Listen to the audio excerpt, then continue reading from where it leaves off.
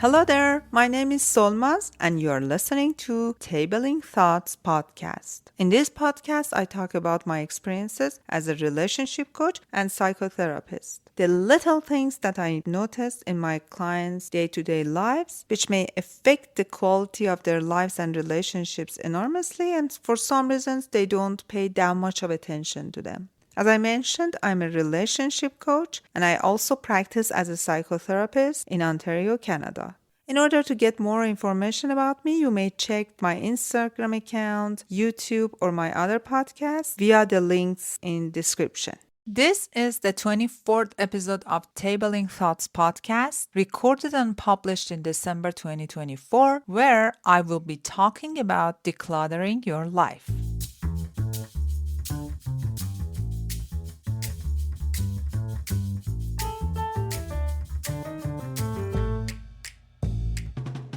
Decluttering your life or making space for what truly matters to you. In this episode, we are going to dive into the concept of decluttering your life. Not just your physical space, but also your mind, your relationships, and your digital world. Decluttering doesn't just mean organizing your home. It's about clearing all the unnecessary to make room for what truly matters. By the end of this episode, you'll have practical techniques and examples to help you simplify and feel more at peace. So let's see, what does decluttering your life mean? At its core, decluttering is all about removing anything that no longer serves a purpose or adds value to your life. It's not just physical, as I said. It's mental, emotional, and even digital. When we declutter, we reduce distractions, make intentional choices, and create space for what aligns with our own values and goals. Think of it like pruning a tree. By cutting away the dead branches, you just allow new growth. The same applies to our lives. Decluttering helps us grow in the directions that matters most. So as I said, there are different aspects of life to declutter, right? The first one is physical space. Why does it matter? Because a cluttered environment often leads to a cluttered mind.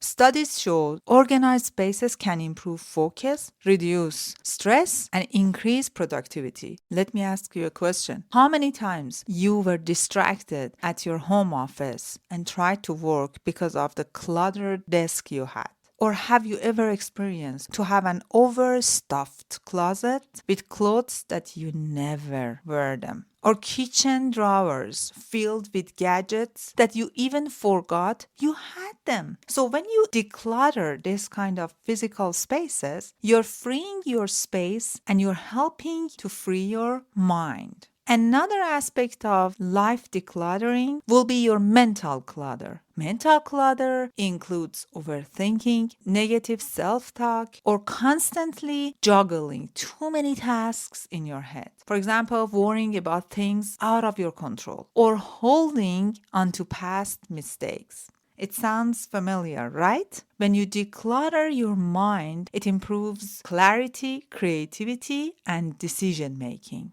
The third aspect is emotional clutter. This refers to unresolved emotions, grudges, or unhealthy attachments, such as lingering anger toward someone from past life. Having guilt over things you have already apologized for. When you try to declutter yourself emotionally, you're releasing emotional clutter, which will allow you to heal and focus on building positive connections. The fourth aspect is relationships.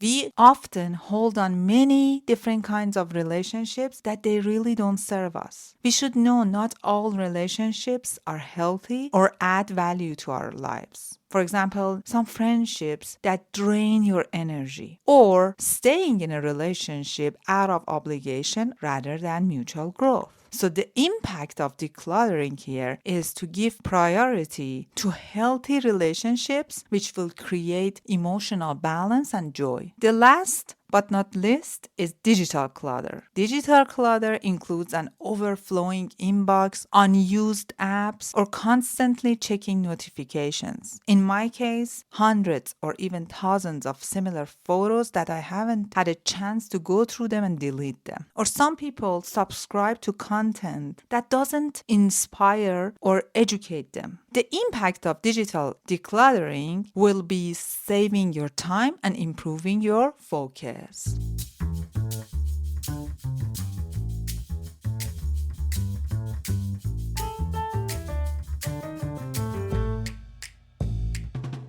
There are some techniques to declutter your life. For physical space, there is a technique that I love it. It's the 1-year rule. If you haven't used an item in the past year, donate, recycle, or throw it away. The bread maker you thought you would use, but you never did.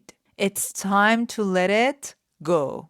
Another technique for this kind of decluttering is to start small, meaning that begin with one drawer or one corner of a room. Organize your bedside table to start each day with a clean space. For clearing mental clutter, one technique is called brain dump, meaning that you can write down everything on your mind, then categorize and then give priority to each of them. You can use this for planning your week in order to not to let the tasks to swirl in your head. The other technique could be mindfulness practices. Use meditation or deep breathing to ground yourself. Spend 5 minutes focusing on your breath to reset your mind. How to let go of your emotional clutter.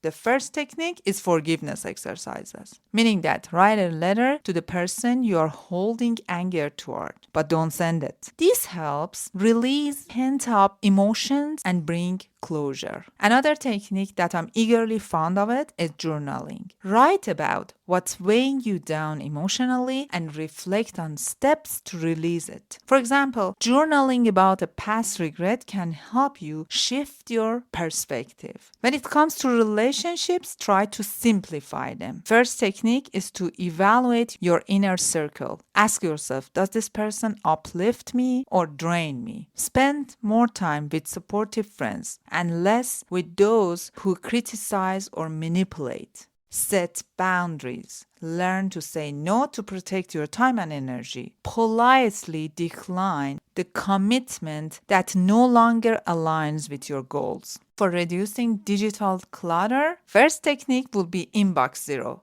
Unsubscribe from emails you never read and delete old messages. Set aside 15 minutes daily to clean up your inbox. Another technique is digital detox. Schedule phone-free hours or days. For example, no screens during meals or before bedtime.